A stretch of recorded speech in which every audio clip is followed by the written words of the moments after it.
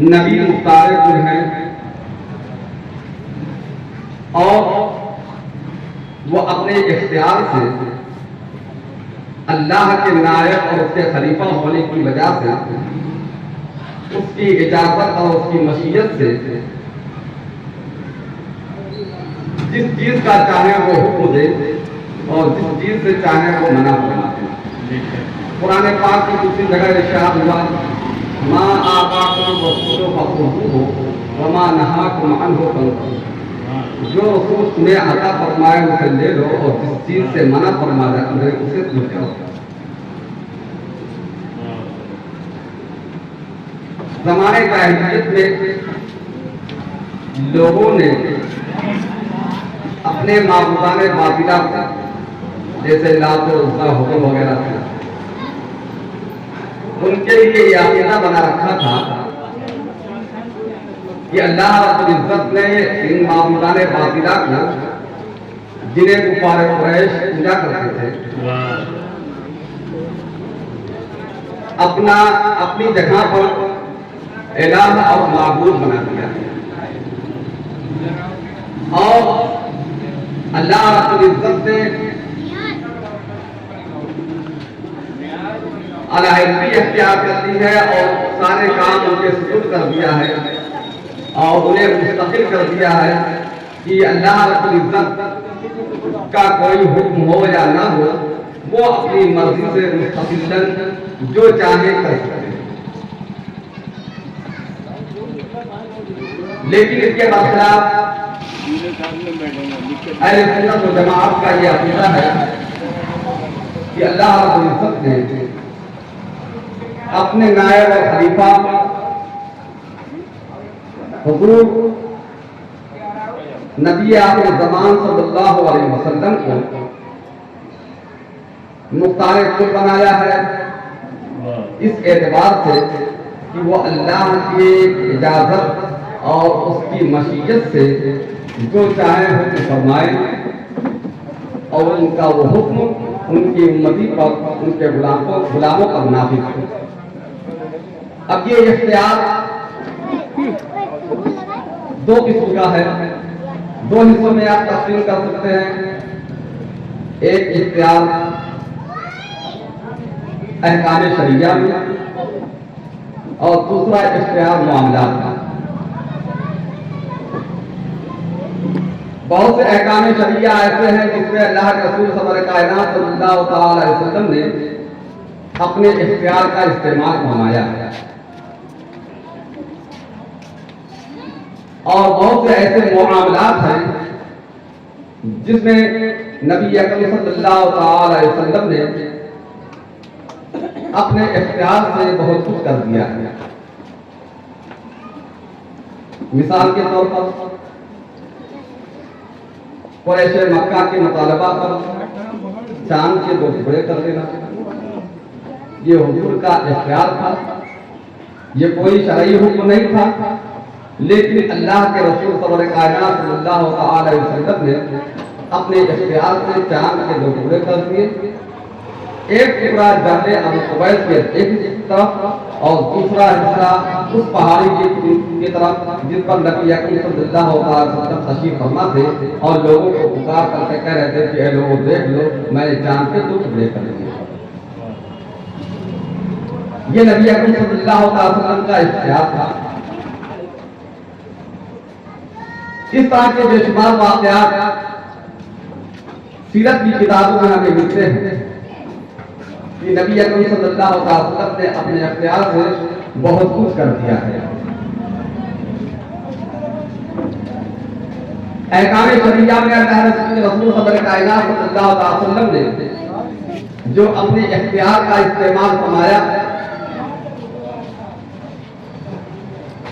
اس کی مثالیں بے شمار ملتی ہیں۔ قرآن پاک میں آیا ہے یا ایھا الذین آمنوا اذا تداینتم بدین الی اجل مسمى فاکتبوہ، اے ایمان والو جب تم لوگ آپس میں ادھار کا لین دین کرو کسی مدت معینہ کے تحت وقت ہو تو اسے لکھ دے۔ اور اس آیت کریمہ میں آگے تک کے بیان کیا گیا ہے کہ صاحب عدل کوئی اسے تحریر کرے، صاحب معاملہ اسے لکھوائے، اگر وہ لکھوا نہ سکے تو اس کے ولی لکھوائیں۔ اس کے بعد یہ نصیحت کی گئی ہے وَلْيَشْهَدُوا شَهِيدَيْنِ مِن رِجَالِكُمْ، اور اپنے مردوں میں سے 2 گواہ بھی بنا لو تاکہ وقت نظام ان کی گواہی کا اعتبار کرتے ہوئے فیصلہ کیا جائے۔ یہ قرآن کا حکم ہے کہ جب بھی کوئی لین دین ہو تو اس پر 2 گواہ بنا دیا جائے، مردوں میں سے 2 گواہ ہوں۔ یہ دائنی طرف سے آواز آ رہی ہے، جو ڈسٹرب کر رہے ہیں اسے التماس ہے کہ وہ خاموشی سے بیٹھ کر سنیں۔ میری تقریر میں وہ دم نہیں ہے کہ میں چیخ اور چلا کر کے تقریر کروں تو آپ لوگ خاموش ہو جائیں۔ ہاں، باتیں غور سے سنیں تو انشاءاللہ آپ کو کچھ فائدہ ضرور ہوگا۔ کوئی لچے دار تقریر نہیں، لیکن تقریر بہت معنی اور معنی خیز ہے۔ تو قرآن پاک میں آیا کہ جب تم لوگ آپس میں لین دین کرو تو اسے لکھ لو، کوئی عادل شخص اسے لکھے، صاحب معاملہ اسے لکھوائے، اگر وہ لکھوا نہ سکے تو اس کے ولی لکھوا دے۔ اور یہ بھی ضروری ہے کہ اپنے مردوں میں سے کم از کم 2 گواہ بنا لیں، وَاسْتَشْهِدُوا شَهِيدَيْنِ مِن رِجَالِكُمْ، کہ 2 گواہ بنا لیں۔ یہ قرآن کا حکم ہے۔ اگر 2 مرد گواہ کے لیے نہ ملے، فَإِن لَّمْ يَكُونَا رَجُلَيْنِ فَرَجُلٌ وَامْرَأَتَانِ، یہ نہ ملے۔ اگر 2 مرد گواہ نہ ملے تو کم از کم 1 مرد اور 2 عورتیں گواہ بنا دی جائیں، کیونکہ عورتوں کی گواہی مرد کے آدھے کے برابر ہے۔ تو 1 مرد ہو اور 1 مرد کی جگہ پر 2 عورتیں گواہ بن جائیں تو 2 گواہی مردوں کے برابر مکمل ہو جائے گی۔ یہ قرآن کا حکم ہے کہ 2 مرد کی گواہی ہو یا 1 مرد اور 2 عورتوں کی گواہی ہو۔ لیکن حدیث شریف میں ہے ایک مرتبہ حضور سرور کائنات صلی اللہ تعالی علیہ وسلم نے ایک اعرابی سے ایک گھوڑے کی خرید و فروخت کی، ایک گھوڑے کا سودا کیا، لیکن وہ اعرابی یہودیوں کے چڑھانے کی وجہ سے اپنے سودے سے پھر گیا۔ حضور سرور کائنات صلی اللہ تعالی وسلم اس گھوڑے کی رقم کا انتظام کرنے کے لیے گھر تشریف لائے، اور جب گھر سے واپس گئے تو اس اعرابی نے اپنا گھوڑا دینے سے انکار کر دیا۔ حضور سرور کائنات صلی اللہ تعالی وسلم نے کہا کہ میں نے تم سے اس گھوڑے کا سودا کیا ہے، تو اعرابی کہنے لگا کہ کوئی سودا نہیں ہوا ہے، اگر کوئی سودا ہوا ہے تو گواہ لاؤ۔ اتفاق سے وہاں پر کوئی گواہ موجود نہیں تھا، کوئی گواہ موجود نہیں تھا کہ گواہی پیش کی جائے۔ حضور سرور کائنات صلی اللہ تعالی وسلم نے ادھر ادھر نظر دوڑائی، کوئی ایسا شخص نظر نہیں آ رہا تھا جو گواہی دیتا۔ اتفاق سے حضرت خزیمہ رضی اللہ تعالیٰ عنہ سے گزرے، حضور کو دیکھا، آپ ٹھہر گئے، یا رسول اللہ کیا معاملہ ہے؟ اللہ کے رسول سرور کائنات صلی اللہ تعالی وسلم نے فرمایا کہ میں نے اس اعرابی سے ایک گھوڑے کا سودا کیا ہے اور میں پیسے کے انتظام میں لگا ہوا تھا، اور اس نے سودا دینے سے انکار کر دیا ہے اور کہہ رہا ہے کہ تم کوئی گواہ لاؤ تو میں سودا دوں گا کہ تم سے میرا سودا ہوا اس گھوڑے کا۔ تو حضرت خزیمہ رضی اللہ تعالیٰ عنہ نے جب اس کی بات سنی تو فوراً ہی حضرت خزیمہ نے کہا کہ یا رسول اللہ، میں گواہی دیتا ہوں کہ آپ نے اس اعرابی سے اس گھوڑے کا سودا فرمایا ہے۔ اتنا سنت تھا۔ حضور سرور کائنات صلی اللہ تعالی وسلم نے حضرت خزیمہ کو دیکھا کہ اے خزیمہ، جس وقت سودا ہو رہا تھا اس وقت تم یہاں موجود نہیں تھے، تو تم یہ گواہی کیسے دے رہے ہو؟ تو حضرت خزیمہ رضی اللہ تعالیٰ عنہ نے बर्दाश्ता फरमाया था, या रसूलुल्लाह सल्लल्लाहु अलैहि वसल्लम, पिता का आबी व उम्मी, आप पर मेरे माँ बाप को कुर्बान हो।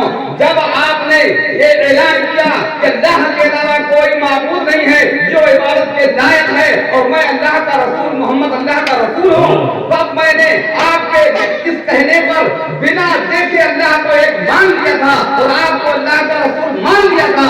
जब मैंने बिना देखे आपके कहने पर जन्नत को हक मान लिया, आपका कहने पर मैंने दोज़ख को हक मान लिया, आपका कहने पर मैंने क़यामत को हक मान लिया, आपका कहने पर मैंने हश्र को हक मान लिया, आपके कहने पर मैंने हिसाब व किताब को हक मान लिया। तो जब आज आप ये फरमा रहे हैं कि मैंने इस आराम से बोला करता है, तो मुझे किसी दलील को करने की जरूरत नहीं है। आपका ये कहना काफी है कि मैंने आराम से घोड़ा खरीदा है और इस कहने पर मैं गवाही देता हूँ कि आपने आराम से घोड़ा खरीदा। इस गवाही के बाद नबी अकरम सल्लल्लाहु अलैहि वसल्लम पर ऐसी कैफियत तारी हुई कि हुजूर कायनात सल्लल्लाहु अलैहि वसल्लम ने ऐलान फरमाया कि मामलात में दो मर्दों की गवाही की जरूरत होती है, लेकिन अगर किसी के नफा और नुकसान के मामले में हज़रत खुज़ैमा गवाही दे दे तो इनकी अकेले की गवाही दो गवाहों के बराबर है।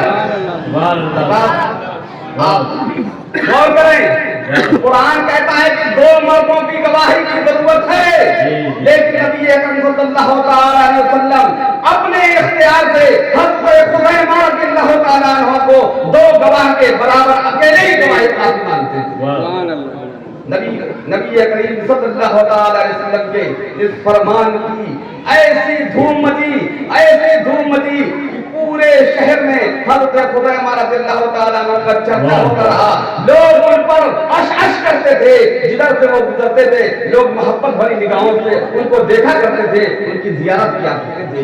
ये वो मर्द हैं, ये वो शख्स हैं जिनकी गवाही को अल्लाह के रसूल ने अकेले दो मर्दों की गवाही के बराबर करार दिया।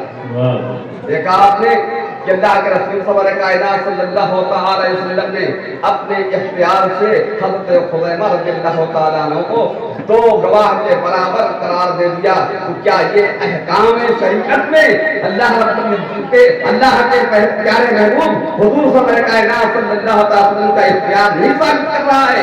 नबी अकरम सल्लल्लाहु अलैहि वसल्लम ने अपने इख्तियार से अहकाम शरीयत में तब्दीली कर दिया हज़रत खुज़ैमा रज़ियल्लाहु तआला अन्हु के लिए। इसी तरीके से इब्तिदाई इस्लाम का जमाना था। एक साहब बाकायदा साथ में आप सल्लल्लाहु अलैहि वसल्लम में हाजिर होते हैं ईमान लाने का। आप सभी को मालूम है इन अल्लाह क़द फ़रज़ अलैहिम ख़म्सा सलवातिन फ़ी कुल्लि यौमिन व लैला, कि अल्लाह रब्बुल इज़्ज़त ने मुसलमानों पर हर दिन और रात के बीच में 5 नमाज़ें फर्ज़ फरमाई। 5 नमाज़ें हर मुसलमान आपकी बालिग़ मर्द औरत पर फर्ज़ है। 5 नमाज़ें कौन कौन सी हैं? फज्र की है, ज़ुहर की है, असर की है, मगरिब की है और इशा की। ये 5 नमाज़ें तमाम मुसलमानों पर फर्ज़ है, किसी से माफ नहीं है, इसमें किसी को छोड़ा नहीं जा सकता। नारे तकबीर, नारे रिसालत, उलमाए अहले सुन्नत, जश्न रहमतुल लिल आलमीन।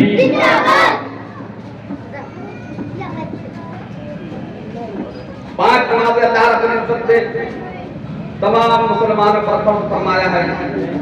नबी अकरम सल्लल्लाहु अलैहि वसल्लम ने हदीस पाक में फरमाया है इन्नल्लाह क़द फ़रज़ अलैहिम ख़म्सा सलवातिन फ़ी कुल्लि यौमिन व लैला। अल्लाह रब्बुल इज़्ज़त ने मुसलमानों पर 5 वक्त की नमाज़ें हर रोज फर्ज़ फरमाई है। इनमें की कोताही जायज़ नहीं, रवा नहीं। और ये ऐसी फर्जियत है कि इसका इनकार करने वाला दायरे इस्लाम से खारिज हो जाता है। अगर ये कोई कहे कि हम नमाज को फर्ज नहीं मानते, یا صرف اتنا کہے کہ میں 5 وقت کی نہیں بلکہ 4 وقت کی فرض مانتا ہوں، 2 وقت کی فرض مانتا ہوں، 3 وقت کی فرض مانتا ہوں، دائرہ اسلام کو خارج کر دیا جائے گا۔ مفتی صاحب ہے ان کی بارگاہ میں استفتاء لے کر پہنچیں گے تو فوراً ہی آپ کے پاس فتویٰ آئے گا کہ جس نے نماز کی فرضیت کا انکار کیا اور کہا کہ نماز فرض نہیں، یا 1 وقت فرض ہے، 4 وقت نہیں، 5 وقت نہیں، وہ دائرہ اسلام سے خارج ہے۔ ایک صاحب حضور کی بارگاہ میں حاضر ہوئے اور کہنے لگے کہ اگر آپ مجھے اس بات کی اجازت دیتے ہیں کہ میں روزانہ صرف 2 وقت کی نماز پڑھوں تو ایمان لاؤں گا۔ ابھی وہ ایمان نہیں لائے گا، لیکن انہوں نے کیسے جان لیا کہ یہ آپ کے اختیار میں ہے؟ یہ کیسے جان لیا کہ یہ آپ کے اختیار میں ہے کہ اگر میں 2 کا مطالبہ کروں تو آپ کر سکتے ہیں؟ اس کا مطلب یہ ہے کہ پہلے کے جو لوگ تھے جن کو ابھی اسلام کی روشنی نہیں ملی تھی، وہ بھی یہ مانتے تھے کہ رسول با اختیار ہوتا ہے، لیکن ابھی کچھ ویو ایسے پیدا ہو گئے ہیں جو کہتے ہیں کہ نبی مختار کوئی نہیں ہے، نبی کو کوئی اختیار نہیں ہے، نبی کو اتنا بھی اختیار نہیں ہے کہ وہ اپنے لیے کچھ کر سکیں۔ معلوم یہ ان کا اپنا عقیدہ ہے، وہ اپنا عقیدہ بنا کے چلے، لیکن ہم آپ کو یہ رہنمائی کرتے ہیں کہ ہم اور آپ کا یہ عقیدہ ہے کہ نبی مختار ہوئے ہیں، اللہ کی اجازت اور اس کی مشیت کے بغیر کوئی کام اللہ کے رسول نہیں کرتے ہیں۔ اس میں اپنا اختیار شامل ہے کہ اللہ کی اجازت ہوتی ہے، اس کی مشیت ہوتی ہے، تو نبی اپنے اختیار سے کچھ بھی کر سکتے ہیں۔ اس صاحب نے کہا کہ اگر آپ مجھے صرف 2 وقت نماز پڑھنے کی اجازت دیں تو میں آپ پر ایمان لے آؤں۔ نبی اکرم صلی اللہ علیہ وسلم نے ان کے لیے صرف 2 وقت کی نماز کو فرض رکھا کہ تم صرف 2 وقت کی نماز پڑھ لو، تم داخل اسلام ہو جاؤ۔ اس 2 وقت کی نماز پر وہ داخل اسلام ہو گئے۔ تو پتہ چلا وہ فرض جس کے بارے میں خود نبی اکرم صلی اللہ تعالی علیہ وسلم کا فرمان ہے، ان اللہ قد فرض علیہم 5 صلوات فی کل یوم و لیلہ، کہ اللہ رب العزت نے 5 نمازیں مسلمانوں پر فرض کی ہے، وہی نبی اپنے اختیار سے جس کے لیے چاہتا ہے 5 کے بجائے 3 وقت کی گھٹا کر کے صرف 2 وقت کر دیتا ہے۔ کیا یہ احکام شریعت میں اختیار کو ثابت نہیں کرتا ہے؟ بلا شبہ احکام شریعت میں نبی اکرم صلی اللہ علیہ وسلم کے اختیار کو ثابت کرتا ہے۔ نبی با اختیار ہے، جس کے لیے چاہے 2 وقت کی نماز فرض کرے اور جس کے لیے چاہے 5 وقت کی نماز فرض کرے، یہ نبی اکرم صلی اللہ علیہ وسلم کا اختیار ہے اور نبی اس معاملے میں مختار ہے۔ حضرات گرامی محترم، یہ تو احکام شریعت ہے۔ اس کے علاوہ معاملات میں بھی اللہ رب العزت نے آپ کو ایسی قدرت عطا فرمائی ہے کہ آپ اگر چاہیں تو مردے بھی زندہ ہو کر کھڑے تھے۔ ایک مرتبہ کا واقعہ ہے، بس ایک واقعہ بیان کرتے میں گزر جانا چاہوں گا، اس لیے کہ آپ کو ایک بہت ہی نایاب اور تفصیلی تفصیل سمجھنا ہے۔ حضرت جابر رضی اللہ تعالیٰ عنہ کا واقعہ ہے کہ ایک مرتبہ انہوں نے حضور صدر کائنات صلی اللہ علیہ وسلم کی بارگاہ میں حاضر ہو کر کے حضور کو اپنے گھر پر کھانے کی دعوت دی۔ حضور صدر کائنات صلی اللہ علیہ وسلم نے اس کی دعوت کو دوسرے دن پر ڈال دیا۔ ایک دن متعین کر دیا کہ فلاں دن آپ یہاں دعوت میں آؤں گا۔ حضرت جابر رضی اللہ تعالیٰ عنہ اس دن کا انتظار کر رہے تھے۔ انتظار کی گھڑیاں ختم ہوئی، جو بھی متعین تھا اس کو حضور صدر کائنات صلی اللہ تعالی علیہ وسلم حضرت جابر رضی اللہ تعالیٰ عنہ کے دولت خانے پر تشریف لے گئے۔ حضرت جابر رضی اللہ تعالیٰ عنہ نے دیکھا کہ حضور صدر کائنات صلی اللہ تعالی علیہ وسلم ہمارے غریب خانے پر تشریف لائے ہیں۔ ہمارے خوشی کے انہوں نے مشک وغیرہ کا اپنے گھر میں چھڑکاؤ کیا۔ یہ حضرت جابر رضی اللہ تعالیٰ عنہ کی سنت ہے کہ تشریف آوری نبی اکرم صلی اللہ تعالیٰ وسلم پر اپنے گھر میں خوشبو کا چھڑکاؤ کیا۔ ہمیں بھی چاہیے کہ جب میلاد النبی کا پروگرام کریں تو اس میں خوشبوؤں کا انتظام کریں۔ کہ عورت کا اکرام کریں اور اسے چھڑکا جائے محفل میں کہ ہم ذکر رسول صلی اللہ علیہ وسلم کا انعقاد کر رہے ہیں. ایسے موقع پر اسٹیج پر محفل میں اور ارد گرد خوشبوؤں کا چھڑکاؤ کرنا چاہیے، جیسے کہ حضرت جابر رضی اللہ تعالیٰ عنہ نے حضور سرور کائنات صلی اللہ علیہ وسلم کی تشریف آوری پر اپنے گھر میں خوشبو کا چھڑکاؤ کیا. حضرت جابر رضی اللہ تعالیٰ عنہ نے حضور سرور کائنات صلی اللہ علیہ وسلم کو اپنے گھر میں بٹھایا اور خوشی میں بکری کا ایک چھوٹا بچہ اسے ذبح کیا اور ذبح کرنے کے بعد اپنی اہلیہ محترمہ کو دے دیا کہ اسے پکا دے. اتفاق سے جس وقت حضرت جابر رضی اللہ تعالیٰ عنہ بکری کے بچے کو ذبح کر رہے تھے، اسی وقت ان کے دونوں صاحبزادے چھوٹے چھوٹے تھے. ان لوگوں نے بکری کو ذبح کرتے وقت دیکھ لیا تھا. جیسے حضرت جابر رضی اللہ تعالیٰ عنہ بکری کو ذبح کر کے آگے بڑھے اور بکری کو ان کی والدہ کے سامنے رکھ دیا کہ اسے گھر کے پاس پکڑ ڈالو، ان بچوں نے بڑے نے چھوٹے سے کہا کہ بابو آؤ میں بتاؤں کہ ابا نے بکری کے بچے کو کس طرح کاٹا ہے. چھوٹے بچے کو بھائی کو لٹایا اور بڑے بھائی نے اس کی گردن پر چھری چلا دی اور چھوٹے بھائی کو ذبح کر دیا. آپ جانتے ہی ہیں کہ ذبح کر دیا تو کیا حال ہوگا. اب تو زندگی ختم ہو گئی. جب زندگی ختم ہو گئی تو بڑے بھائی کو ہوش آیا، ختم ہو گیا، یہ کیا ہو گیا. ڈر کے مارے چھت کے اوپر چلا گیا. ان کی والدہ نے دیکھا تو دوڑی دوڑی آئی اور اس کے پیچھے بھاگی تو وہ ڈر کے مارے چھت پر بھاگتا گیا یہاں تک کہ چھت سے نیچے گر گیا اور گر کر کے مر گیا. حضرت جابر کی اہلیہ محترمہ نے دونوں بچوں کو ایک جگہ لیٹا کر کے ان کے اوپر چادر ڈال دیا. دل تو غمزدہ تھا، باطن غمگین تھا، لیکن ظاہر میں انہوں نے کوئی غم کا اظہار نہیں کیا. خوشی خوشی حضور سرور کائنات صلی اللہ علیہ وسلم کے لیے کھانے کا انتظام فرمایا. کوئی اہو بغا نہیں کیا کہ کہیں حضور سرور کائنات صلی اللہ علیہ وسلم کی طبیعت پر گرا نہ گزرے.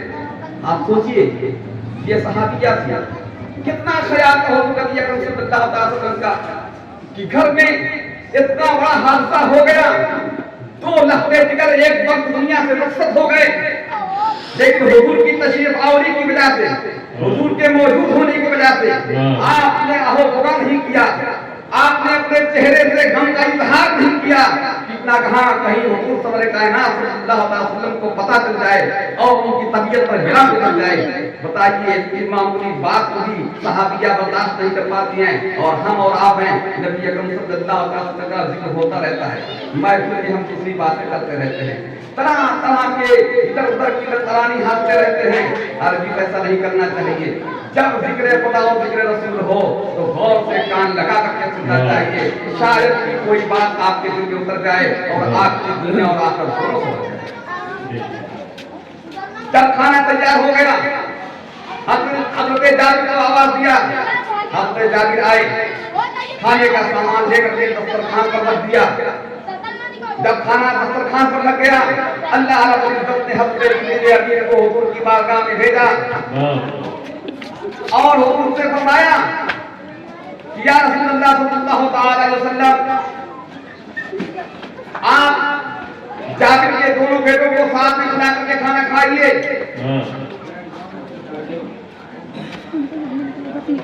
اللہ کے رسول سرور کائنات صلی اللہ تعالی علیہ وسلم نے حضرت جابر کو بلا کر کہا کہ اپنے دونوں صاحبزادوں کو حاضر کیجیے. حضرت جابر اپنی اہلیہ کے پاس گھر میں گئے، کہا کہ دونوں بچے کہاں ہیں؟ آقا نے بلایا ہے. ان کی اہلیہ نے بہانہ کر دیا کہ بچے باہر گئے تھے. حضور کی بارگاہ میں آ کر کیا رسول اللہ بچے گھر پر نہیں ہیں. حضرت جبریل امین نے دوبارہ کہا کہ یا رسول اللہ بچوں کے ساتھ کھانا کھائیے. اللہ کے رسول نے کہا جابر دونوں بچوں کو ساتھ میں لے کے آئیے، میں ان کے ساتھ ہی کھانا کھاؤں گا. حضرت جابر دوبارہ اپنے گھر میں گئے، اپنی اہلیہ سے کہنے لگے کہ آقا کریم نے بچوں کو بلایا ہے، بغیر بچوں کے آقا کھانا نہیں تناول فرمائیں گے. اب حضرت جابر کی اہلیہ مجبور ہو گئی. اب ان کا حال کرنے لگا، رو رو کر کے کہنے لگی کہ چادر اٹھا کر دکھایا کہ یہ دیکھو یہ دونوں بچے دنیا سے رخصت ہو چکے ہیں. اتنا دیکھنا تھا کہ حضرت جابر رضی اللہ تعالیٰ عنہ کی حالت بگڑ گئی. دونوں میاں بیوی آہو پورا کرنے لگے حضور سرور کائنات صلی اللہ علیہ وسلم کے قدموں میں گر گئے یا رسول اللہ میرے دونوں لختے جگر دنیا سے رخصت ہو چکے ہیں ایسی ایسی بات ہے حضرت جبریل امین حضور کی بارگاہ میں آئے عرض کیا یا رسول اللہ آپ ان دونوں بچوں کے پاس کھڑے ہو کر کے اللہ کی بارگاہ میں دعا کیجئے اللہ ہی زندگی عطا فرمانے والا ہے آپ اگر دعا کر دیں گے تو اللہ رب العزت آپ کی دعا کے توفیق ان دونوں بچوں کو زندہ فرما دے گا اللہ کے رسول سرور کائنات صلی اللہ علیہ وسلم نے ان دونوں بچوں کے پاس کھڑے ہو کر کے ان کی زندگی کے لیے دعا کیا ہے اللہ رب العزت نے حضور سرور کائنات صلی اللہ علیہ وسلم کی دعا کو قبول کرتے ہوئے ان دونوں بچوں کو زندہ فرما دیا ہے یہ اللہ کے رسول سرور کائنات صلی اللہ علیہ وسلم کی قدرت ہے کہ اللہ کے رسول سرور کائنات صلی اللہ علیہ وسلم نے دو مردہ بچوں کے لیے اللہ کی بارگاہ میں زندگی کے لیے دعا فرما دی اللہ رب العزت نے آپ کی دعا کو قبول فرمایا اور دونوں بچوں کو زندہ فرما دیا دونوں بچے زندہ ہو گئے اللہ رب العزت نے آپ کی دعا کو قبول فرمایا یہ قدرت ہے اللہ کے رسول سرور کائنات صلی اللہ علیہ وسلم کی اس طرح سے بے شمار واقعات ہیں جس میں نبی اکرم صلی اللہ علیہ وسلم نے اپنے اختیار کا استعمال فرمایا اپنی قدرت کا اظہار فرمایا نبی کوئی بھی ہو مختار کل ہیں نبی کچھ بھی ہو مختار کل ہیں اللہ کے اذن اور اس کی مشیت سے ہر چیز پر اختیار رکھتے ہیں بس فرق اتنا ہے کہ اللہ اپنی مرضی سے جو چاہتا کر سکتا ہے اللہ رب العزت کو کسی کی مرضی اور کسی کی چاہنے کی ضرورت نہیں ہوا کرتی ہے لیکن رسول کو جو اختیار ہے وہ یہ اختیار ہے کہ وہ اللہ کی اجازت اور اللہ کی مرضی اللہ کی رضا اللہ کی مشیت سے ہر کام اپنے اختیار سے کیا اللہ رب العزت ہم تمام مسلمانوں کو اور تمام اہل سنت کو اس عقیدہ حقہ پر قائم و دائم رہنے کی توفیق عطا فرمائے وآخر دعوانا الحمدللہ رب العالمین کہنے سننے میں کسی طرح کی کوئی کمی بیشی ہو گئی ہو وہ اللہ تعالیٰ دعا ہے کہ ہمارے کہنے سننے کی کمی بیشی کو معاف فرمائے اور ہم سب کو عقیدہ حقہ پر قائم و دائم رکھے وآخر دعوانا الحمدللہ رب العالمین والسلام علی من اتبع الہدی